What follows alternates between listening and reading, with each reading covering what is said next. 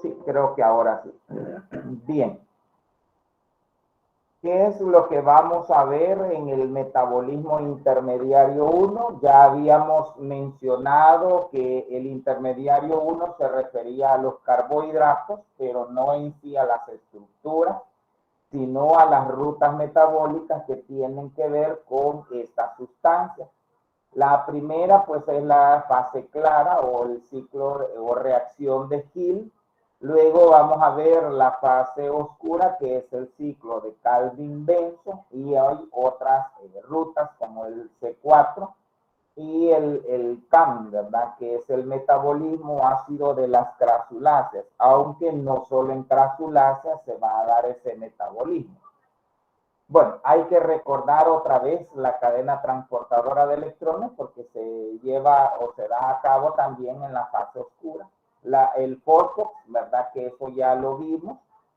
Luego pasaríamos ya al estudio de la glucólisis, que es la descomposición de la glucosa, el famoso ciclo de Krebs, que es cuando el ácido pirúvico, ¿verdad? El ácido pirúvico o el piruvato ingresa a la mitocondria.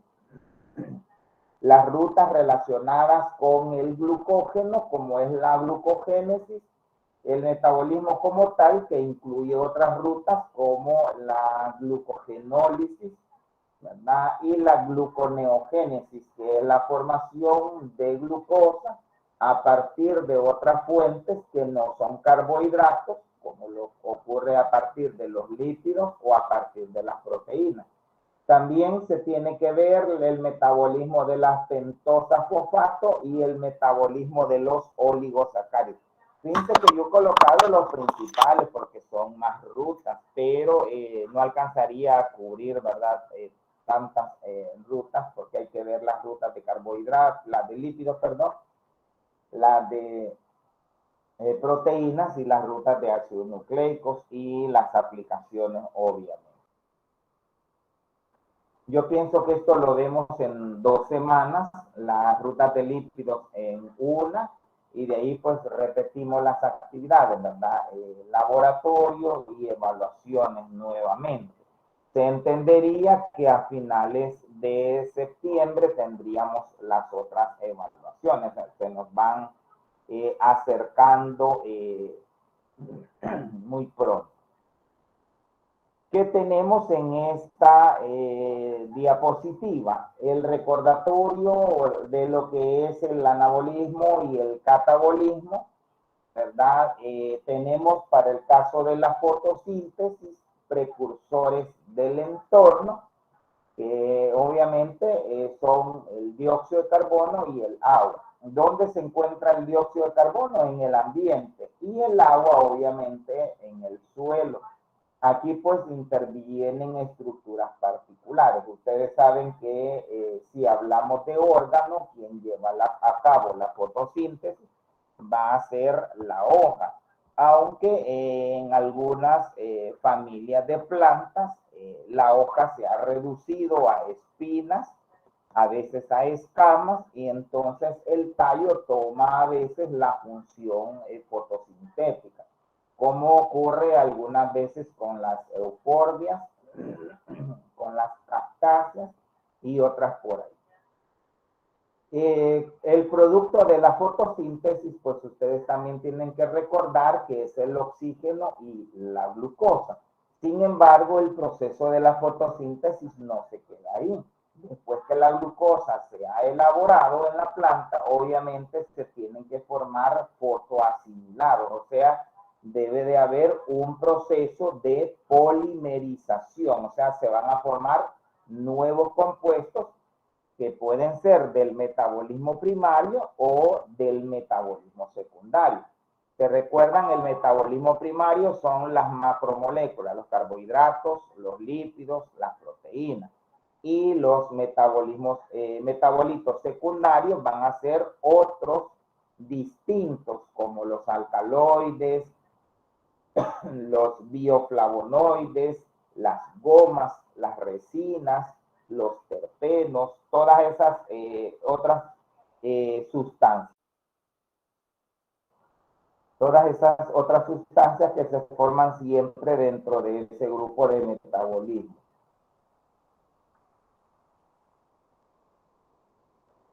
Bueno, ahí está la diferencia entre ana y catabolismo. El anabolismo pues es la síntesis y el catabolismo es la degradación.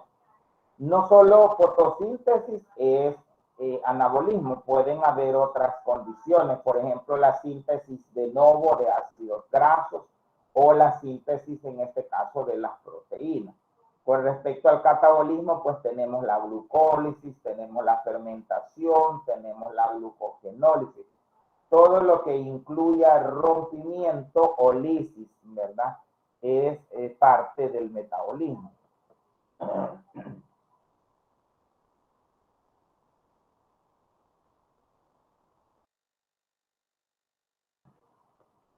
¿Qué es la fotosíntesis? Es el proceso en el cual la energía solar se convierte en energía química en forma de azúcar. Ese es el concepto sencillo que nos enseñan en biología. Prácticamente se mantiene acá, tal vez le agregamos algunas situaciones puntuales. Es impulsado por la energía de la luz, se crean moléculas de glucosa y otros azúcares, como cuáles el almidón, a partir de agua y dióxido de carbono, mientras que se libera oxígeno como subproducto. Las moléculas de glucosa proporcionan a los organismos dos recursos cruciales, la energía y obviamente carbono fijo. Acuérdense que ahí va a estar almacenada esa energía, por eso es que es importante que se descomponga o se descarboxile, o sea, que llegue hasta el carbono 1, o sea, que se forme CO2 y agua. Ya más o menos también conocemos qué es la energía. Había un documento que ustedes tienen que leer relacionado a la bioenergética o a las transformaciones de energía en los seres vivos. Hay correlación con las enzimas, ¿verdad? También es importante recordar que la central energética pues va a ser la mitocondria y el proceso de la fotosíntesis se lleva a cabo en los cloroplastos, excepto en bacterias fotosintéticas como las cianofitas o cianobacterias. Ahí hay una situación distinta. Bien, ¿qué otra información tenemos acá? El carbono fijo. Cuando el carbono del dióxido de carbono o carbono inorgánico se incorpora a moléculas orgánicas, a esto se le llama proceso de fijación. Eso está emparentado con la fase oscura. ¿Se recuerdan cuál era la molécula que iba a fijar dióxido de carbono? Cuando en la sesión anterior vimos que había una pentosa. Yo les dije, déjenla por ahí que la vamos a considerar cuando estudiemos el proceso de la fotosíntesis. ¿Alguien recuerda? La escriba o la mencione por ahí. ¿No? Bueno, es la ribulosa 1,5-bifosfato. Esa es la principal, ¿verdad? Porque hay otra que es el fosfoenol piruvato. Esa molécula es obviamente una molécula, valga la redundancia, de 5 átomos de carbono que se va a encargar de fijar esa sustancia, de atraparla y de comenzar el proceso de la fase oscura, ¿verdad? Creo que se ubican porque se llama clara o porque se llama oscura. Sin embargo, la fase oscura se pensaba anteriormente que solo se llevaba a cabo en la oscuridad, y eso no es cierto.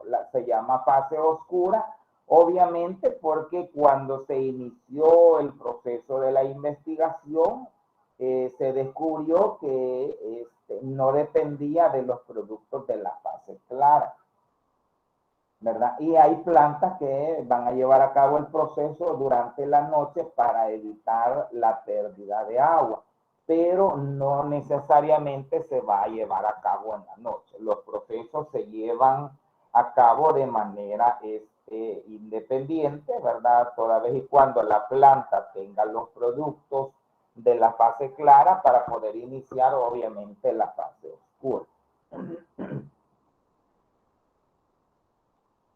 Y esa es la ecuación sencilla que se nos explica, que 6 moléculas de dióxido de carbono en presencia de 6 de agua nos produce glucosa y nos produce oxígeno. Ahora, hay dos fases. ¿Cuál fase es la que me produce el oxígeno y cuál fase es la que me produce la glucosa? A ver si nos acordamos de eso. ¿Quién produce la fase, quién produce el oxígeno y quién produce la fase? Si no me equivoco, la fase oscura produce lo que es el dióxido de carbono y la fase clara lo que es el oxígeno. Sí, por ahí. La fase clara sí produce oxígeno, pero la fase oscura no produce dióxido de carbono. La fase oscura produce el carbohidrato, que es la glucosa. Lo que tienen que acordarse, chicos, es hay dos reactivos y hay dos productos. El primer reactivo, que es el CO2, me produce el primer producto. Bueno, no es en sí, no están ordenados por orden de aparecimiento, sino que en orden de prioridad o en términos de energía, ¿verdad? El dióxido de carbono da origen a la glucosa y el agua da origen, obviamente, al oxígeno. En cada fase vamos a tener diferentes etapas, que también tenemos que recordar que se dan de manera consecutiva la fotosíntesis como la respiración celular. La fotosíntesis en el cloroplasto y la respiración en la mitocondria. Esto ahorita lo que estamos estudiando es metabolismo, pero metabolismo vegetal, porque solo las plantas y los organismos afines, como las algas y las bacterias fotosintéticas, van a llevar a cabo el proceso de fotosíntesis. Aunque por ahí, ¿verdad?, colinda un artículo que dice que hay una especie de babosa que produce fotosíntesis. Bueno, eso es un caso especial de repente. Bueno, recordemos algunas generalidades. La fotosíntesis requiere de energía lumínica y agua para sintetizar ATP y el NAD. Aquí vamos a mencionar otra vez las coenzimas, principalmente el NAD y el FAD. En la actualidad se diferencian dos tipos de procesos fotosintéticos, que son la fotosíntesis oxigénica y la fotosíntesis anoxigénica, o sea, si depende o no de oxígeno, porque hay bacterias que tienen la capacidad de realizarla, pero con una fuente distinta al oxígeno. La primera de las modalidades es la propia de las plantas superiores, las algas y las cianobacterias, donde el dador de electrones es el agua y como consecuencia se desprende oxígeno. Mientras que la segunda, también conocida como fotosíntesis bacteriana, la realizan las bacterias púrpuras y las verde azufres, en las cuales el dador de electrones no es el agua, sino que es el sulfuro de hidrógeno. Y el elemento químico liberado no será oxígeno, sino que será azufre. Por eso se llaman bacterias sulfurosas, que quedan acumulados en el interior de la bacteria o expulsados al agua. Entonces, no se nos olvide, ¿verdad?, que hay fotosíntesis oxigénica y anoxigénica. Cuando estudiamos fotosíntesis es importante recordar qué es la luz o por qué estudiamos la luz, ¿verdad? Ya sabemos más o menos la dirección o la velocidad en la que ésta se propaga y que va pues en todas las direcciones, pero en línea recta en forma de ondas electromagnéticas. Tiene que ver con un espectro de la luz visible, ¿verdad?, que es donde se va a reflejar de manera más apropiada.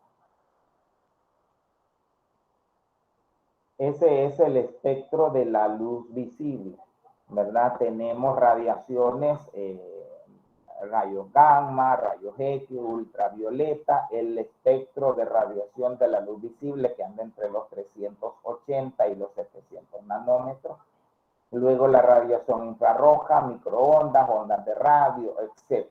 Entonces, en ese espectro es donde actúa la luz visible en forma de ondas y en este caso se va a recibir en estructuras particulares que son las hojas, las cuales van a tener pigmentos normalmente de dos tipos, que son los pigmentos antena y las clorofilas propiamente dichas. Estamos hablando de la unidad estructural del cloroplasto, que sería el tilacoide. ¿Dónde tiene lugar en los eucariontes? Obviamente en los cloroplastos, porque hace la aclaración, porque las cianobacterias no son eucariontes. Y ahí pues no hay cloroplasto, o sea, no hay organelo de doble membrana. Además de que no hay núcleo, también no hay organelos como la mitocondria y el cloroplasto. Sin embargo, a pesar de que tiene una estructura o una morfología primitiva, sí es capaz de realizar fotosíntesis. Entonces nos acordamos que se lleva a cabo en esa estructura o unidad conocida como tilacoide, específicamente en la grana del cloroplasto.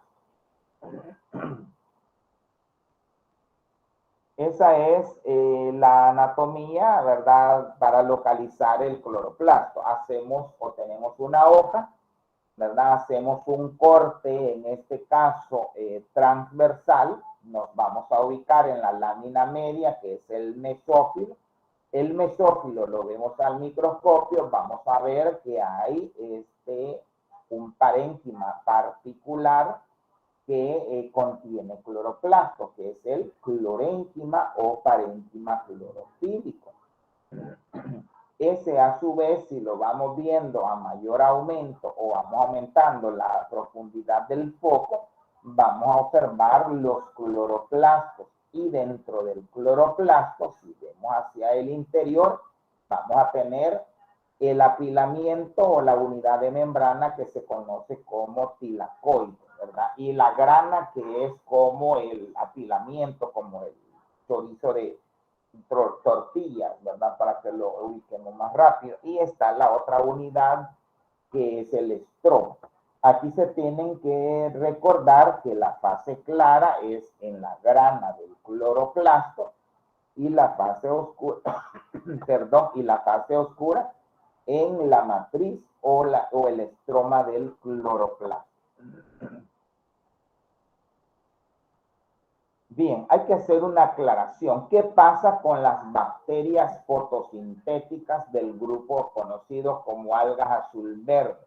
Ellas pues no tienen estructuras como núcleo, mitocondrias, ahí no hay plasto. Sin embargo, la fotosíntesis sí se puede llevar a cabo. La fase clara, en este caso, se da en la membrana celular, y la fase oscura, que es la fijación del CO2, se va a llevar a cabo en el citoplasma. No lo vayan a confundir, ¿verdad? Porque en los eucariontes, que son las algas y las plantas, ellas pues lo llevan en la fase clara, en la grana, y la fase oscura en el estroma. Ellas sí tienen cloroplasto, ¿verdad? Pero al principio se creía que solo las plantas realizaban fotosíntesis. ¿Qué son los cloroplastos? Son organelos celulares que se ocupan de la fotosíntesis. Están limitados por una envoltura que tiene dos membranas concéntricas y que contienen vesículas. Los tilacoides, donde se encuentran organizados los pigmentos y las demás moléculas que convierten la energía luminosa en energía química. Las dos membranas del cloroplasto poseen una estructura continua que delimita completamente al cloroplasto. Ambas se separan por un espacio intermembranal. O sea, es muy parecido a la estructura de una mitocondria, ¿verdad? Que vemos que hay una membrana externa Hay una membrana interna, hay un espacio intermembranal, hay una matriz o una membrana. Entonces, se parece. Nada más que aquí no se habla de un espacio intermembranal, sino que de un espacio periplastidial, o sea, porque es un plastidio. La membrana externa es muy permeable, es igual que la membrana de cualquier organelo, tiene porinas, que son proteínas que van a permitir esa permeabilidad. Sin embargo, no tanto como la membrana interna, que contiene proteínas específicas para el transporte. También eso ya lo hemos considerado, ¿verdad? Que es en la parte interna, ya sea del cloroplasto o de la mitocondria, que vamos a llevar a cabo o a tener en cuenta la cadena transportadora de electrones. ¿Qué otra cosa es importante? Que en la cavidad interna, que es el estroma, que es donde se lleva a cabo las reacciones de fijación de CO2 o fase oscura, también contiene ADN y por lo tanto hay ribosomas. Contiene gránulos de almidón, contiene lípidos y otras sustancias. También hay sáculos delimitados por una membrana llamada tilacoide, los cuales se organizan en las plantas terrestres apilamientos llamados granas. Ahí está. En los exámenes pues no se les pide que, bueno, sí se les podría pedir que hagan la estructura, ¿verdad? Y que representen las principales partes. Los puntos claves, ¿cuáles son? Obviamente el ADN, el estroma, el gránulo, que sería la grana, el espacio intermembranal, la membrana interna, ¿verdad? Vamos a tener un plastoglóbulo y un plastorribosoma. Es el mismo ribosoma normal. La diferencia que como es en el plasto o en el plastidio, entonces se le antepone el prefijo plasto. Eso es lo que hay que recordar. También es necesario asociar qué fases se llevan a cabo en las diferentes estructuras. Aquí las más importantes obviamente es el estroma por la fase oscura y la grana o el granum por la fase clara. Bien, ¿qué más? Cuando estudiamos fotosíntesis también hay que recordar que son pigmentos fotosintéticos. O sea, hay diferentes tipos de pigmentos, pero no todos van a tener relación directa con la fotosíntesis, ¿verdad? Se habla o se entiende que prácticamente está relacionado a la hoja. Aunque ustedes saben que la flor también es una hoja, pero no tiene la función directa de la fotosíntesis, sino que ahí tiene una función más de antioxidante, de repeler esa radiación. ¿Qué son los pigmentos? Son moléculas que absorben y transmiten eficazmente la energía solar. Es como una especie de antena. Van a recibir toda la energía y la van a transferir hacia otras moléculas. ¿A qué moléculas la van a transferir? A las famosas coenzimas y van a formar parte de la cadena transportadora de electrones en la parte interna, en este caso del cloroplasto. Esta captación es llevada a cabo por unidades conocidas como fotones. Tiene lugar en las membranas del tilacoide y en el estroma va a tener lugar la transferencia de energía, que son los excitones, en energía química en el ciclo de Calvin.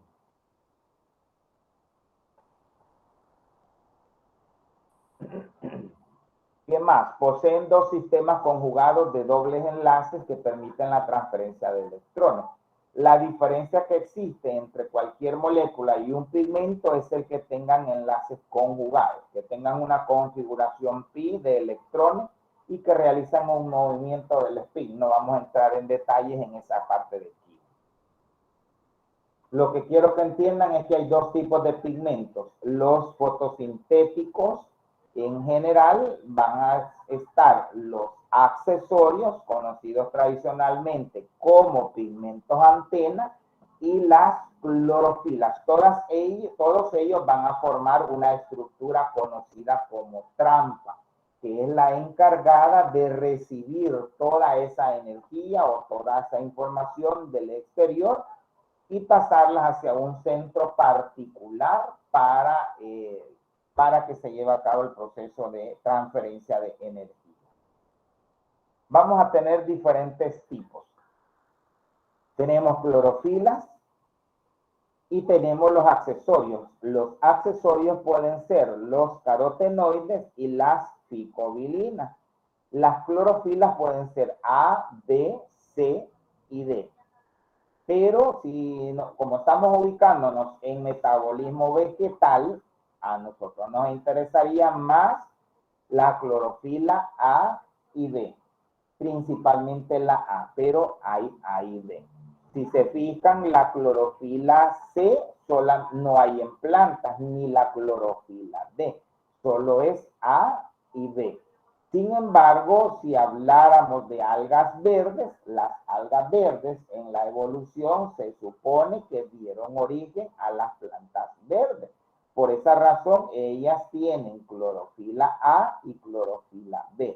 ¿Quiénes tienen clorofila C? Las diatomeas y las faeofitas o algas pardas, ¿verdad? Eso ha sufrido modificaciones, ¿verdad? En botánica es posible que se los hayan dado como faeofita o no sé si se los dieron como cromista o aparece a veces como heterotocontofita.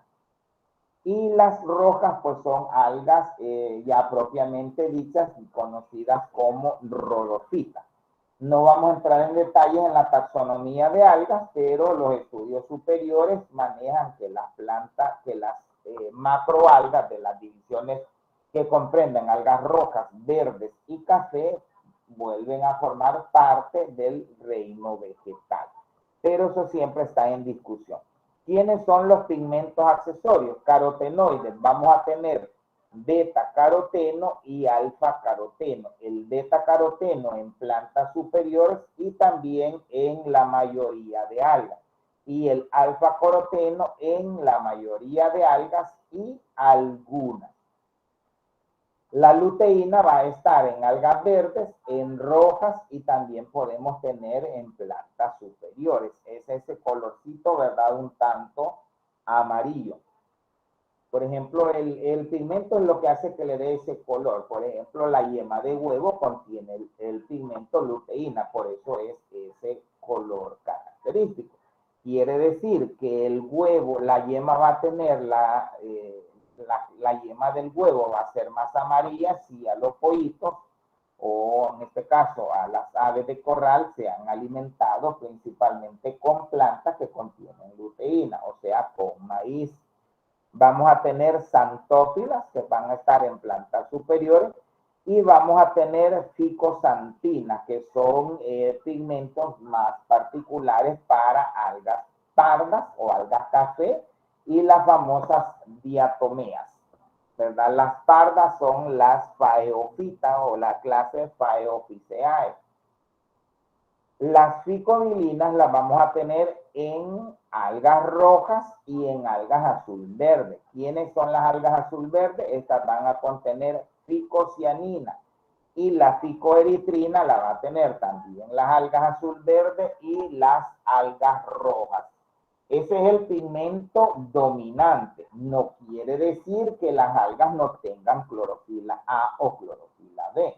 Lo que sucede es que está enmascarado por otro pigmento que está distribuido o está en mayor abundancia que la clorofila.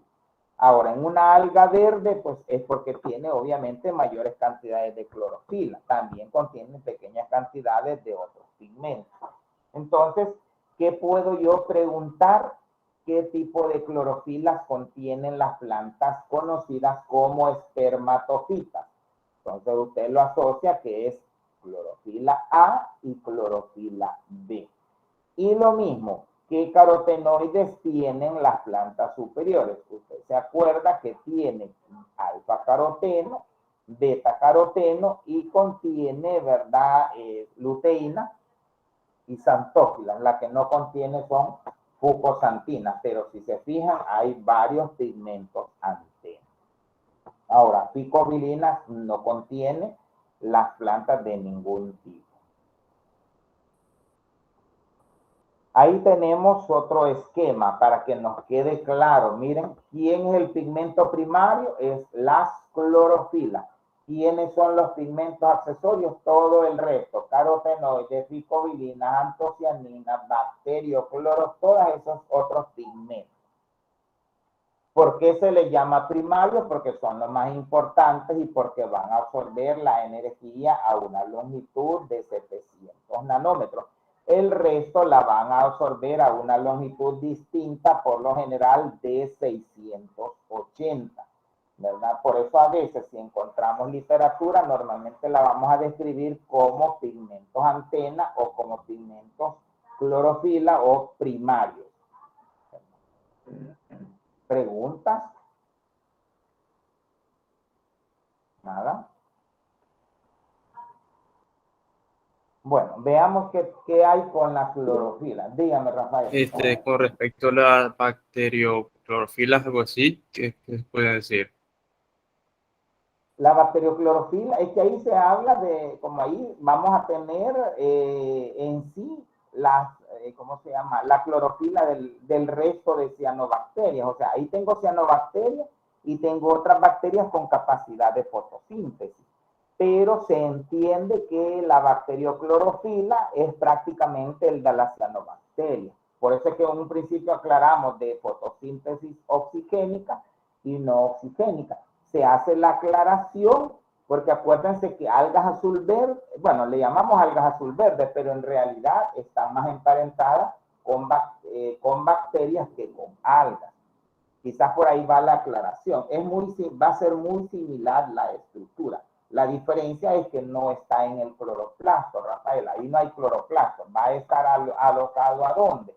Va a estar prácticamente a nivel de la membrana. La membrana va a ser la que va a tener como los receptores, ¿verdad? No así como en el caso de la planta, que tiene la hojita y la hojita, ¿verdad? Está controlando esa radiación para que no sea afectada. Las bacterias pues son más primitivas y pues tienen otros mecanismos de resistencia, pero las estructuras van a ser similares. La localización es lo que ustedes deben de saber, que es en otro sitio. Quizás por ahí va la información o la duda que podríamos tener.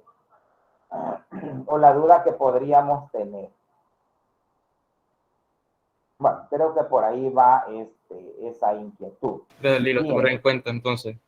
Sí, hay que recordar, porque eso es muy posible que les pregunte a dónde se lleva a cabo la fotosíntesis, porque yo voy a usar mi lógica y voy a considerar que ustedes están pensando en el cloroplasto, pero las algas azul verde o las cianobacterias no tienen, entonces no se me vaya a confundir cuando yo le diga las cianobacterias realizan fotosíntesis en la membrana celular y en el citoplasma, falso y verdadero. Usted se puede confundir porque va a asociar que no hay cloroplasto, pero sí hay bacteriocloroplasto, o sea, una estructura con funciones similares, pero no es un cloroplasto propiamente dicho.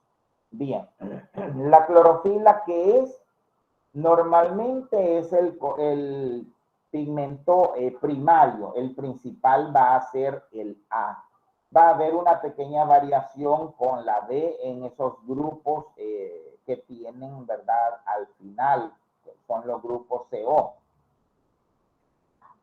Tienen el centro, obviamente, un núcleo. Ese núcleo es todo eso verdecito que nosotros estamos viendo que parece un escudo. Y en el centro, particularmente, valga la redundancia, del núcleo, tiene el grupo M, que en este caso es sustituido el hierro por el magnesio. O sea, es muy parecida a la molécula de hemoglobina. La diferencia es que el grupo N ha sido sustituido, el hierro por el magnesio. pero de ahí prácticamente similar. Y el otro componente de la clorofila es la cadena lateral hidrofóbica llamada fitol, que es un terpeno lineal. O sea, es la cadena, ¿verdad? Es como la cola, así como que tuviéramos un cometa, ¿verdad? La cola del cometa es la cadena literal, que es el terpeno lineal o fitol. Es como una especie de alcohol. Entonces quiere decir que la clorofila va a ser soluble en alcoholes. Por eso cuando hacemos la extracción de los pigmentos, colocamos alcohol, porque el alcohol, el grupo, ¿verdad?, oxidrilo, reacciona con el grupo fitol de la cadena carbonada, ¿verdad?, lateral de la clorofila y permite su extracción. ¿Qué pasa con los carotenoides? No me vaya a confundir caroteno con carotenoide. Carotenoide es el grupo y caroteno es el representante de ese grupo. Carotenoides son abundantes en la mayoría de las plantas y algas verdes. Vamos a tener alfa y beta. Siempre describimos el principal. Va a ser el beta caroteno, que es el de color anaranjado. Y la xantófila, ¿verdad? En este caso es la luteína, que es de color amarillo. Entonces usted asocia todas las plantitas, frutitos, digamos semillas, pétalos, hojas propiamente dichas, ¿verdad?, amarillas o anaranjados, dependiendo de ese pigmento. Y ahí tenemos otros representantes. También vamos a tener el licopeno. Está el betacaroteno, que es el de la zanahoria, y el licopeno, ¿verdad?, que es otro tipo, que está presente en el tomate, la granada, ¿verdad?, la sandía, todo eso, ¿cómo se llama el otro? El pimentón rojo, ¿verdad? Todos esos contienen licopeno. Estos, si ustedes se acuerdan químicamente, ya están emparentados más con lípidos que con otro tipo de compuestos. Ahí están las otras, miren, la ficobilina y está la ficocianina. La ficocianina le está diciendo en qué grupo de organismos es en las cianobacterias, y la ficobilina en las algas rojas o rhodofitas. Si se fija, la estructura química de estos compuestos es muy similar. Lo que varía en este caso son los puntos claves donde están los carbonos, en este caso terminales, ¿verdad?, que son los que están en esa cadena. Si se fijan, son similares. La diferencia es que en la ficocianina SH2 es un grupo, una de la serie homóloga, y en el otro es un grupo prácticamente como metil. El resto de la estructura es similar. Bien, algo que lo vamos a ocupar en el laboratorio, aunque lo vamos a hacer de manera sencilla. Vamos a hacer un método físico de separación de componentes, que es la cromatografía. Se supone que en cromatografía deberíamos de ocupar un aparato que se llama cromatógrafo. Sin embargo, nosotros lo que vamos a hacer es separación de fases por diferencia de densidad, por diferencia de cargas. O sea, es algo bastante sencillo que nos va a permitir ubicar esos pigmentos. Ahí vamos a tener una fase estacionaria y una fase móvil. La fase estacionaria, como su nombre lo indica, ahí está, no se mueve. Y la móvil obviamente cambia de dirección. ¿Quién va a cambiar? Prácticamente, o se va a correr, van a ser los pigmentos. ¿Qué hay que hacer acá? Es utilizar van a ser, ¿verdad?, con espinaca o puede ser con chipilín. Lo trituran en el mortero con alcohol, ¿verdad?, que ya dijimos que es el que extrae la cadena lateral. Y entonces aquí solo ocupa ese solvente y lo deja, ¿verdad?, reposar. Luego va a colocar el papel filtro paradito, que no se vaya a volar, que no se vaya a caer, y va a dejarlo ahí unos cuantos segundos y la fase móvil obviamente va a cambiar de dirección y de acuerdo a la posición que adopta, entonces usted dice qué tipo de pigmento es el que usted está aislando. Miren, es eso que está ahí, es algo bien sencillo. Cuando usted lo hace con el papel filtro, los carotenos se supone le van a quedar en la fase superior, las xantófilas en la parte intermedia y las clorofilas en la inferior. ¿Qué tiene que ver aquí? La densidad, tiene que ver el peso, las cargas, la naturaleza química de la sustancia. El caroteno es un lípido, por lo tanto pesa menos o es menos denso que el agua. Y las clorofilas pesan más, ¿verdad? O son más densas, entonces van a irse al fondo y formar una especie de precipitado, que es lo que se esperaría ver. No es tan claro, chicos, como cuando tenemos un cromatógrafo, pero desgraciadamente no tenemos cromatógrafos en la universidad, entonces lo hacemos con ese método sencillo, ¿verdad? No requiere de mayor esfuerzo. Ahí hay otros conceptos que yo necesito que usted recuerde para esa sesión 4, que es un analito, que es cromatografía analítica, cromatografía preparativa y que es un cromatograma. Esa representación de colores que usted va a ver, a eso le vamos a denominar cromatograma, ¿verdad? Esa separación de colores que pareciera que es una mancha, ¿verdad? Para alguien que desconoce lo va a ver como una mancha, pero ustedes como conocedores del área de bioquímica, ustedes se ubica que es un cromatograma, ¿verdad? Y que el pico, la elevación de los colores está representando un determinado pigmento. Aquí también es necesario recordar que es el cromatógrafo, que es el instrumento para la realización de la cromatografía, el tiempo de retención, que es el tiempo, ¿verdad?, en el cual el analito pasa a través del sistema, la fase estacionaria, que es la que se fija a la columna en el panel sobre cuya superficie se separan las sustancias. La fase estacionaria, pues prácticamente va a estar representada por el papel filtro. Y la fase móvil es la que se está moviendo en una dirección determinada. Ahí tiene que ver la naturaleza, ¿verdad? Las cargas. Por eso es que ocupamos alcohol y este va a permitir que se corran y se forme una columna para cada pigmento. A eso es lo que llamamos cromatograma. Y entonces usted dice quién quedó en la fase superior y quién quedó en la fase inferior. Esas son las fotografías de cromatógrafos, ¿verdad? Cromatógrafo de gases y cromatógrafo de líquidos. Quienes normalmente utilizan esos aparatos son los químicos. De ahí la importancia de llevar la química analítica. Pero no sé si en química, en la sección, tienen cromatógrafo. Creería que sí, pero no estoy seguro, ¿verdad? No hay mucha comunicación con ellos sobre eso. Esa es la especie de experimento que usted tendría que hacer para observar. En el cromatógrafo tiene un solvente y obviamente los reactivos.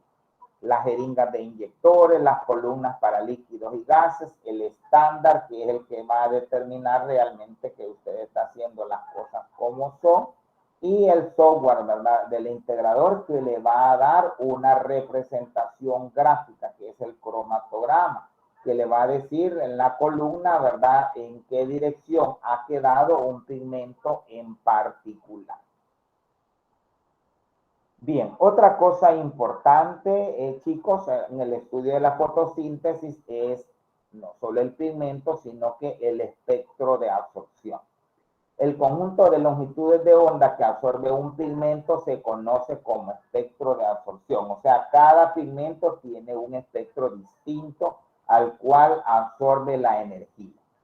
Es el rango de energía lumínica en que los pigmentos vegetales logran el máximo para funcionar. el cual se representa en gráficas comparativas con el espectro de luz o su rango de actividad. Y eso es lo que debe de dar cuando hacemos la cromatografía, ¿verdad? O el espectro. Miren, la longitud de onda entre los 400 y 700 para que vean cómo es el espectro. El espectro de absorción, si se fijan, es mayor para las clorofilas. Seguido, ¿verdad? Si se fijan, la ficoeritrina, el caroteno, perdón. Luego está la ficocianina, la ficoeritrina. Vemos que hay una longitud de onda distinta. También es importante recordar el espectro de acción, que es la velocidad relativa de la fotosíntesis frente a la longitud de onda.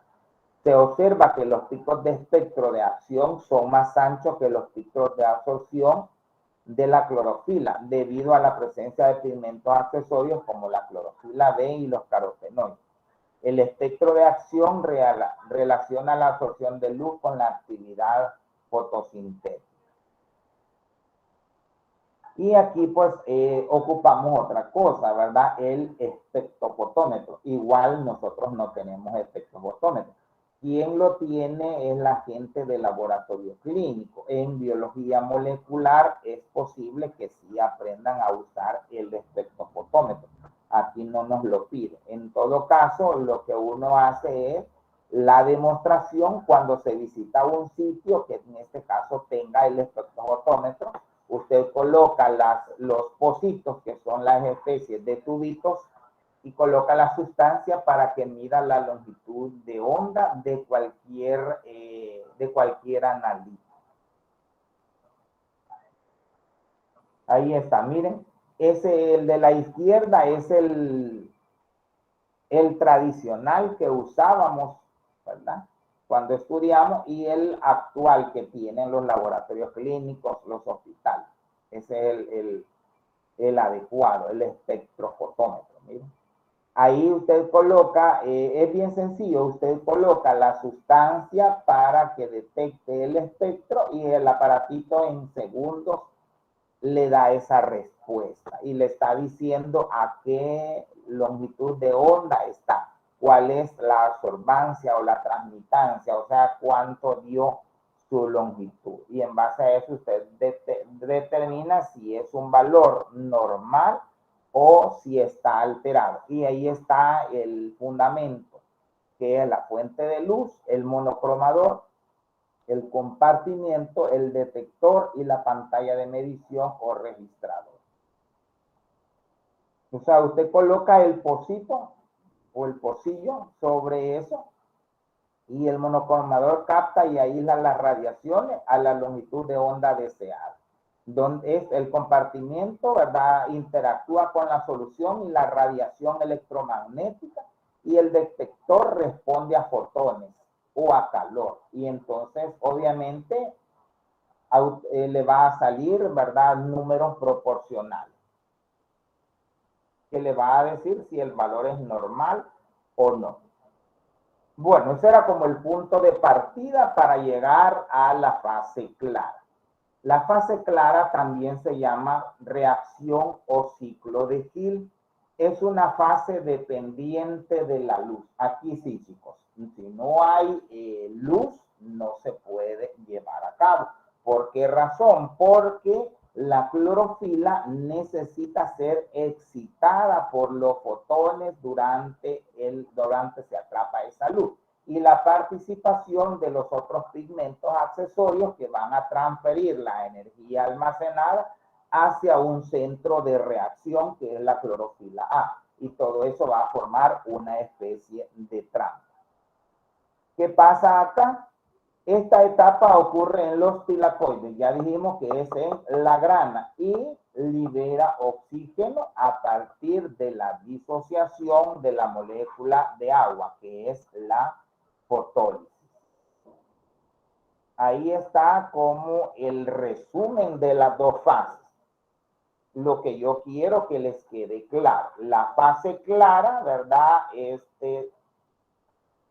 el agua, ¿verdad?, se oxida para liberar oxígeno y el dióxido de carbono se va a descarboxilar. Bueno, ahí ya no es una especie de carboxilación, ahí es una reducción, porque ahí se va a formar una molécula de mayor tamaño. A partir de la fijación del CO2 se va a formar un azúcar.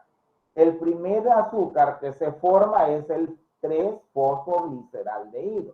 Por la razón de tener 3 carbonos, al ciclo de Calvin o a la fase oscura normalmente se le llama ciclo del C3, ¿verdad? Ahí se oye bonito, pero como es bioquímica se tiene que complicar, como dicen, y entonces aparecen otras vías fotosintéticas, que son el C4, que va a formar ácidos de 4 átomos de carbono, y está el CAM, que es otra vía que se lleva a cabo en crasuláceas, en bromelias, cactáceas y otras por ahí, donde quieren evitar la pérdida de agua, y entonces la fotosíntesis por lo general se lleva a cabo en la noche, ¿verdad? Y hay otra vía que se llama C2, que es la fotorrespiración, que es una condición negativa para la planta, ¿verdad?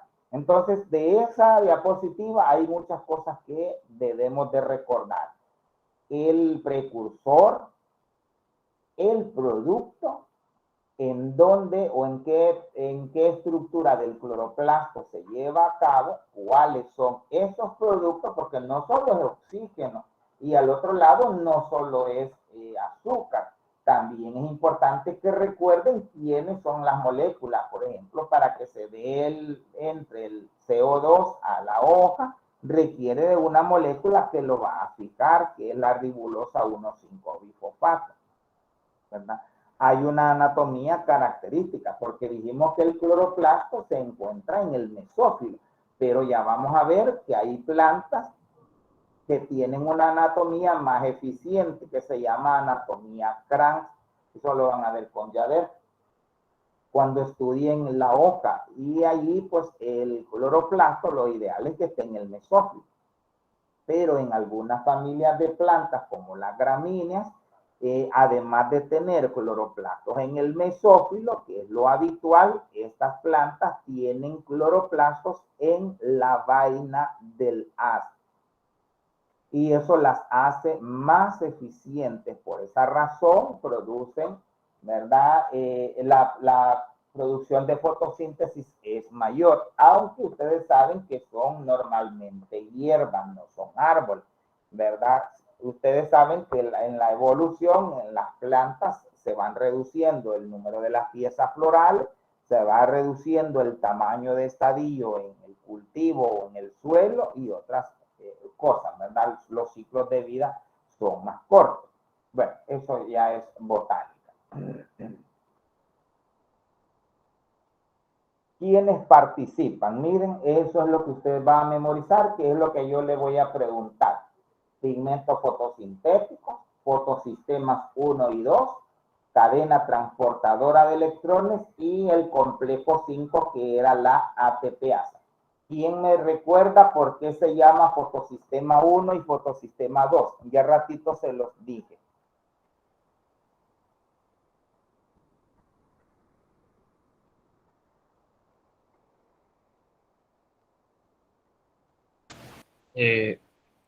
Creo que por la formación de la clorofila A.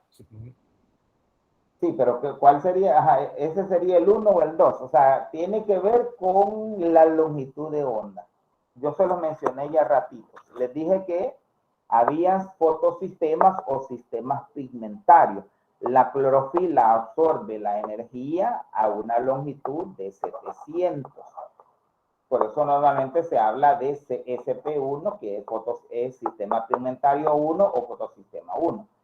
Y el P y el 2 se llama normalmente P680 porque absorbe la energía a 680 nanómetros. También ya sabemos, participa la cadena. Aquí es la misma cadena que ya vimos. Por eso es que se ve la cadena antes de estos procesos, porque no son continuos, sino que son independientes y no solo la mitocondria, porque eso es lo que nos enseñan en biología, que la cadena transportadora solo es de carbohidratos y es de mitocondria. Dígame, Julio. Entonces significa que en el fotosistema 1 participa la clorofila A y en el 2 la clorofila B. Correcto. Sí, así es. O No, lo que pasa es que bueno. manéjenlo como la 1, como las clorofilas, y manejen la 2 como los accesorios. Aunque la D, la literatura dice que la D es un accesorio, pero yo prefiero que manejen el 1 como pigmento, como clorofilas, y la D como accesorio. ¿Quiénes son los accesorios? Son los carotenoides, las picobilinas y todos esos otros pigmentos, porque a veces nos confunden. Ya vamos a ver eso para que nos quede claro. Por eso ahora la clase no va a ser tan larga, solo voy a dar la primera parte para que no nos confundamos. Bien, se van a memorizar las 4 etapas. Miren, fotoexcitación de la molécula de clorofila. Aquí hay una fosforilación. ¿Por qué razón hay fosforilación? Porque hay una cadena transportadora de electrones. Está la reducción de la coenzima NAD y está la fotólisis. La pregunta del examen sería, ¿en cuál de las siguientes etapas se produce oxígeno? Y yo le pongo esas 4. O le puedo decir, ¿cuál de las siguientes etapas está acoplada a la cadena transportadora de electrones en el cloroplasto? Y usted se va a confundir porque va a acordarse que la cadena es en la mitocondria, pero no es cierto, porque también es en el cloroplasto. Entonces, tienen que acordarse, ¿verdad? Que la acoplada es la fosforilación. Nada más que como es en presencia de luz, le vamos a anteponer el prefijo foto, pero es igual que lo que ocurre en la mitocondria, no cambia en lo absoluto. Ahí está el esquema. Miren, tenemos la misma membrana. ¿Dónde era esa membrana? Era la interior, no es la externa. Acuérdense que la externa solo tiene porinas, va a permitir que pasen. La membrana interna en este caso del cloroplasto, va a tener el fotosistema. El fotosistema obviamente es una proteína. ¿Por qué razón? Porque los pigmentos también están asociados a las proteínas. Entonces, el fotosistema está formado por un centro de reacción y está formado por los complejos captadores de energía o las antenas. ¿Quién es el centro de reacción? Es la clorofila. ¿Y quién es los componentes o los captadores? Son todos los accesorios. Eso es lo que usted tiene que acordar. Obviamente, en la membrana va a haber un receptor, que es el que va a dar el aviso que va a entrar el fotón para que se transfiera la energía. Por eso se habla de cadena respiratoria. Yo les voy a subir videos anexos para que los escuchen, porque mi clase no es suficiente, ¿verdad? Yo sé que es un poquito complicado. ¿Qué es lo que hay que recordar? Miren cómo se da la fotoexcitación. La luz es capturada por parte de los pigmentos que se encuentran asociados a proteínas. Por eso se le llama complejo antena. Esta energía es transferida desde dichos pigmentos hacia la molécula de clorofila. O sea, pasa de los accesorios a la clorofila A. ¿Quién es la clorofila A? Es el P700, se llama 700 porque absorbe la energía a longitud de 700. También se le llama SP1 o fotosistema 1 porque es el principal. Este pierde un electrón cediéndolo a un aceptor de la cadena. O sea, todas estas etapas se están dando de manera continua. ¿Se recuerdan siempre quién es el último aceptor de electrones en la cadena? Tienen que acordar. Luego, ¿qué sucede? Los electrones cedidos por la clorofila son restituidos, posteriormente por parte del fotosistema 2. Ahí está, es como un breve resumen. Miren, la luz, ¿verdad? Los fotones en este caso activan las moléculas de pigmento que tienen el complejo antena. Y el complejo antena pasa toda la energía al centro de reacción. ¿Quién es el centro de reacción? Es la clorofila.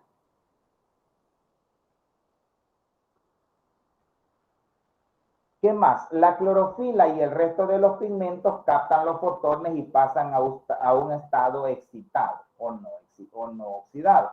Cuando vuelven a su estado inicial, ceden energía que excita a una molécula contigua hasta llegar a una molécula de clorofila denominada centro de reacción. El centro de reacción es la clorofila A, que actúa transfiriendo electrones hasta un aceptor. Este conjunto de pigmentos funciona como una antena y a esto se le llama fotosistema. La luz que incide sobre una hoja se compone de una gran variedad de longitudes de onda, por lo que la presencia de pigmentos con diferente capacidad de absorción permite que un mayor porcentaje de fotones pueda estimular la fotosíntesis. Ahí está visto de otra forma. Ahí está otra vez el concepto de pigmento y en este caso la relevancia de la clorofila como pigmento principal, ¿verdad? Ahí pues tienen que acordarse, como estamos en la fase clara, estamos en la grana, estamos, ¿verdad?, al interior de la membrana del tilacoide, estamos siempre en cloroplasto. El complejo antena es el recolector de luz, almacena clorofila y los pigmentos auxiliares, los cuales absorben la luz y esta es transferida como una energía al centro de reacción. Es como un cometa, ¿verdad? La cabeza del cometa es el centro de reacción, que es la clorofila, y la cola son los recolectores o los complejos antena o pigmentos accesorios, que van a transferir toda la energía acumulada hacia ese centro principal que es la clorofila. Y todo en sí va a conocerse como fotosistema. No sé si se oye bien, será que se me ha caído la señal que dice Vanessa que se escucha entrecortado. Yo escucho bien. Sí, puede ser, a veces me sale la señal que hay mala conexión, pero estoy aquí en la sala y tengo directo el cable para evitar ese problema. Ahí está, miren, vean el complejo. Ahí lo ven como un embudo. El centro de reacción es la clorofila. O sea, todo el fotosistema es todo. El centro de reacción es la clorofila A y el complejo antena es el resto de pigmentos. Ahí en la figura me da la impresión que la clorofila A es complejo antena y la clorofila A es centro de reacción. Es una imagen didáctica, pero hay que aclarar, ¿verdad?, que el complejo antena son todos los pigmentos accesorios. Y ya dijimos que la clorofila A no es accesorio. La clorofila A es el centro de reacción porque ella va a recibir toda la información o toda la energía acumulada para que se dé o se lleve a cabo el proceso. Veamos las características del fotosistema 1. Miren, se compone de clorofila A. Absorbe a 700 nanómetros. Se localiza exclusivamente en las lamelas estromales y en la periferia del grano. Se transfieren 2 electrones a la coenzima NAD y se considera entonces como un fuerte reductor. Tienen que aprendérselo bien porque mis preguntas, si se fijan, son de subrayar.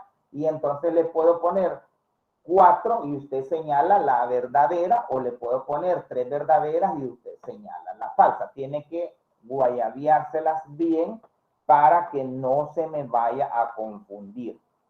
Es reductor. ¿Por qué es reductor? Porque ella recibe la energía y la va a transferir a las coenzimas.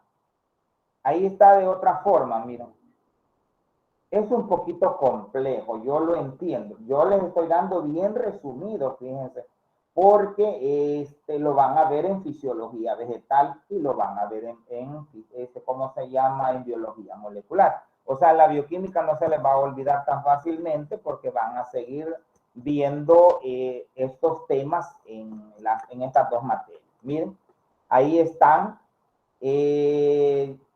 Vemos todo ese cuadrote, ¿verdad? Eso de color verde, ¿quién es? Es el fotosistema. Dijimos que era una proteína, pero como estamos a nivel de la membrana del tilacoide, entonces lo voy a asociar a la cadena transportadora de electrones, porque estamos diciendo que la clorofila es el centro de reacción y la energía la va a transferir a las coenzimas.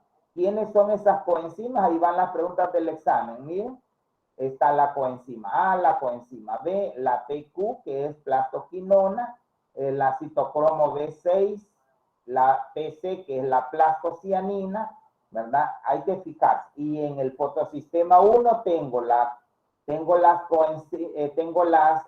coenzimas A0, A1, FX, FA, FB. Ahí, bueno, ahí tienen que ver ferrodoxina, proteína con hierro y azufre, y está la reducción de la coenzima NAD, ¿verdad? Entonces, ustedes se tienen que ubicar. El 1 es P700, el 2 es 680. ¿Quién pasa la energía a quién? El 2 la pasa al 1, porque el 1 es el centro de reacción. ¿Cómo está formado el fotosistema? Ya dijimos que está formado por coenzimas, está formado por el pigmento, ¿verdad? Y está formado obviamente por proteínas que están anexas. Ahí, si se fijan, al interior hay una fotofosforilación. O sea, va a haber producción de ATP a partir de ADP más PI, o sea, requiero de energía para que se lleve a cabo el proceso. Eso no se nos tiene que olvidar. ¿Qué pasa ahora con el fotosistema 2? Se ubica en la membrana de los tilacoides, eso no cambia. Se compone, miren, de clorofila B. Por eso les dije, hay que aclarar, el fotosistema 2 es la clorofila B y el resto de accesorios. Sin embargo, los libros normalmente solo dicen pigmentos accesorios, porque las clorofilas la dejan aparte como centro de reacción. Pero hay que aclarar que solo la A es centro de reacción, el B es accesorio. ¿Qué más? Aquí viene otra pregunta del examen. ¿En cuál de los dos fotosistemas se lleva a cabo la fotólisis del agua o la liberación de oxígeno? Esta sería una pregunta de falso y verdadero, porque solo tengo dos opciones. Miren, ambos fotosistemas operan en serie, transportando electrones a través de la cadena transportadora de electrones. Y en este caso el FS2 es un oxidante. No se le olvide, el 1 es reductante o reductor, ¿verdad? Y el 2 es oxidante. Eso no se le tiene que olvidar. Eso tiene que ver con pérdida o con ganancia de electrones. Por eso es que la cadena transportadora se habla de una reacción redox. O sea, hay oxidación y reducción, ¿verdad? Oxidación porque está liberando los electrones, y reducción porque hay otra que los está aceptando. El objetivo es que esa energía se vaya transfiriendo hacia las diferentes proteínas o coenzimas que están en la cadena, y vamos a obtener energía obviamente en forma de ATP. Y tampoco deben de olvidar quién es el último aceptor de electrones en la cadena respiratoria. Eso es igual en mitocondria y en cloroplasto. ¿Quién es? Es el oxígeno, ¿verdad? Por eso aquí se habla de fotólisis del agua. Se rompe el agua por acción de la luz solar. Ahora, ¿cuáles son los productos? Además, yo le puedo decir en el examen, ¿cuál de las siguientes opciones comprenden los productos de la fase clara? Y entonces le pongo varias opciones. Le pongo oxígeno, o le puedo decir, además del oxígeno, cuáles son los productos de la fase clara. Entonces usted me tiene que decir que hay ATP y hay NADP. Esos son los productos. Creo que al final de la clase está eso. El otro evento es la reducción de la coenzima. El pigmento P700 pierde electrones siendo transferidos a un conjunto de proteínas transportadoras, son las coenzimas. El último aceptor de electrones es el NADP, que queda reducido a NADPH. El hueco electrónico del fotosistema 1 es rellenado por el fotosistema 2, que a su vez rellenado mediante la fotólisis del agua generándose oxígeno. La cadena es una serie de moléculas que facilitan el movimiento de los electrones dentro de la membrana, permitiendo que estos liberen energía, la que finalmente resulta en la formación de ATP y NAD. O sea, esos son los productos. Este es un esquema de resumen, como para que usted se oriente. Aquí hay que tener, perdón, que se movió la imagen, hay que tener en claro algo, chicos. El centro de reacción para el fotosistema 1 es distinto al centro de reacción para el fotosistema 2. Les aclaro porque ustedes están viendo ahí que dice P680 y les acabo de decir que el centro de reacción es la clorofila A, ¿verdad? Pero eso depende de los sistemas pigmentarios. En el 1 es el 700, en el 2 es el 680, porque son distintos, aunque en general el principal siempre va a ser la clorofila. Ahí está en letrita roja, la transferencia del excitón es al azar. Si es al azar, ¿cómo llega a la cadena respiratoria? Y ahí pues es de recordar, ¿verdad? Que se almacenan en los pigmentos antena y pasan hasta el centro de reacción representado por las clorofilas. ¿Qué más? La fotofosforilación para formar ATP. La energía que se pierde a lo largo de la cadena es utilizada para bombear protones desde el estroma al espacio intratilacoidal. Se genera un gradiente electroquímico dado que la membrana tilacoidal es impermeable. Los protones solo pueden volver al estroma a través de la ATPasa, generándose así ATP. Esa es la otra etapa que hacía falta. Ahí está en resumen cómo es que se da la cadena transportadora, ¿verdad?, de electrones en el proceso fotosintético. Miren, el PS2 y el PS1 son proteínas periféricas, o sea, atraviesan toda la membrana. Pero hay otras, ¿verdad? Si se fijan, la plastocianina es una proteína, ¿verdad?, que está en el interior del tilacoide, ¿verdad? Eso hay que tener claro. La plastoquinona está en el centro. La citocromo es también periférica, ¿verdad? Porque atraviesa los dos lados de la membrana. Está la ferrodoxina, está la proteína con hierro y azufre, y está la ATP sintasa, que ustedes deben de acordarse que es el complejo 5, ¿verdad?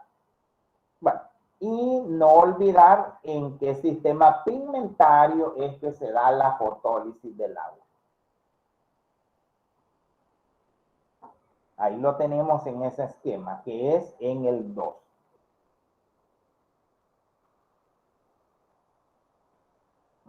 Ese es un resumen de las fotofosforilaciones. Dependiendo de cuál sea el destino final de los electrones, tenemos que es cíclica y acíclica. Los electrones arrancados al sistema pigmentario 1 vuelven al sistema pigmentario 1. Se produce un desvío del flujo electrónico desde la ferrodoxina al propio fotosistema. No se obtiene poder reductor en forma de ADP ni oxígeno. Esas son las características de la cíclica. Recuerde que solo interviene el sistema pigmentario 1. Aquí hay síntesis de ATP y no se produce NAD ni va seguida de la fase oscura. O sea, hay diferencias entre la cíclica y la no cíclica. Esa es, ¿cómo se llama? La representación. Luego la acíclica. Los electrones arrancados vuelven a través de los transportadores, se obtiene poder reductor y oxígeno, hay síntesis de ATP, intervienen los dos sistemas, allá en la cíclica solo uno, y en la cíclica, ¿verdad? No va seguida de la fase oscura, mientras que la acíclica sí. Y ese es el esquema de, en general, que las abarca a ellas dos. Si se fijan, es prácticamente la misma cadena transportadora. Solo es que hay que recordar quién es el fotosistema 1 o sistema pigmentario o P700 o P680. La que está, las coenzimas, ¿verdad? Van en ese orden. Y obviamente siempre vamos a tener la ATP sintasa como complejo 5, que es la que va a permitir que ocurra la fotofosforilación de ADP más PI para formar ATP. Creo que eso es prácticamente todo. Y ese es el resumen de todos los resúmenes. La idea era ya dar 1 hora con 15, ¿verdad? La fase oscura sí es más larga, ¿verdad? ¿Cuáles son los productos? Oxígeno molecular, ATP y NAD. Creo que no hay pérdida, no es mucho. En la oscura creo que sí les puede costar porque hay otras vías, ¿verdad? Parecidas. Está el C3, el C4, el CAN y hay un C2. Ahorita solo hemos visto una ruta. Yo creo que lo más seguro es que el miércoles les dé clases, vamos a ver las otras 4 rutas y al menos la glucólisis. Creería yo que, bueno, ya vamos a ver qué podemos hacer. Bueno, entonces me voy a quedar ahí. Fíjense, David, que les voy a confirmar. El problema es que se supone que mañana tengo viaje, pero no me han contestado. Si no hay viaje, entonces sí voy a hacer la práctica. O sea, solo puedo ir ahorita solo un día porque yo estoy sacando 2 diplomados. De hecho, ahorita tengo conectado el celular en el diplomado de seguridad alimentaria y el miércoles tengo el otro diplomado. Entonces, por lo menos ahorita no puedo salir más que un día porque si no, pues me descompenso con los diplomados. Les voy a avisar en el transcurso de la tarde para que no haya problemas, ¿verdad? Entonces nos quedamos acá.